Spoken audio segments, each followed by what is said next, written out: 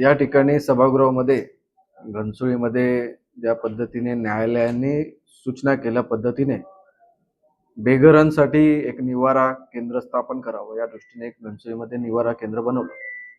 त्या कामाच्या व्यवस्थापनाचं जे रिन्युएशन करण्यासाठीचं ठराव त्या ठिकाणी सभागृहात, व सभागृहामध्ये सर्व सदस्यांनी त्यांच्या त्यांच्या प्रभागातील बेघर भिकारी गरजुल्ले जे ब्रिज खाली बसतात तिकडेच त्या ठिकाणी वास्तव करतात यांची एक समस्या त्या ठिकाणी सभागृहामध्ये चर्चेला आली.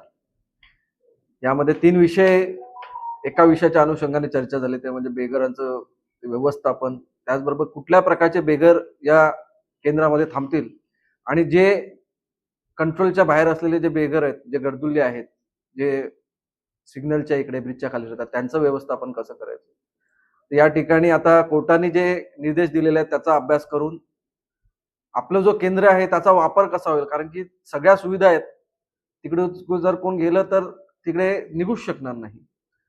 कोर्टाच्या सांगण्याप्रमाणे जे थंडीची लाट आली होती, गरमीची लू आली होती, पाऊस पडला होता, यामध्ये कोणाचा मृत्यू होऊ नये त्या दृष्टीने त्यांना काहीतरी निवारा भेटावा या दृष्टीने निवारा केंद्र असावा अशा प्रकारचा मानस त्या ठिकाणी होता. पण हॉटेलप्रमाणे कुठल्या घराप्रमाणे त्यांचं वास्तव्य त्या ठिकाणी वाढत चाललं.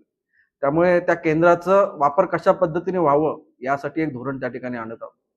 प्लस जे ब्रिज खाली ज्या पद्धतीने बाहेर देशामध्ये देखील होमलेस लोक त्या ठिकाणी त्यांना प्रिव्हेंट करण्यासाठी काही उपाययोजना ब्रिज खाली फेन्सिंग या माध्यमातून केली जाते.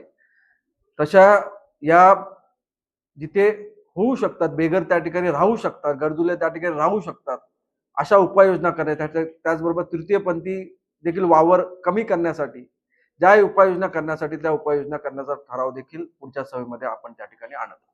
सर